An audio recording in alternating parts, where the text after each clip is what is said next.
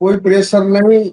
હું તમને કહું છું કે 20 વર્ષનો મા બાપનો પ્રેમ, આ થોડી જ પળોનો પ્રેમ, એના કરતા મા બાપનો પ્રેમ 20 વર્ષે જે સમાજે 5-10 વર્ષમાં આ કલાકાર તરીકે સમાજે પ્રેમ, એ સમાજના અને મા બાપના પ્રેમને વિશેષ માની અને દીકરી સમજુ બની કે મા બાપ અને સમાજના જે બંધારણ છે, સમાજના રીતિ રિવાજો છે, એ જ મહાન છે. એટલે એ દીકરી સમજી ડાઈ બની અને પરત આવી છે. કોઈ પણ પ્રકારનું ઓલું નથી, એ પ્રેમથી પરત આવી. કોઈ પ્રેશર નથી.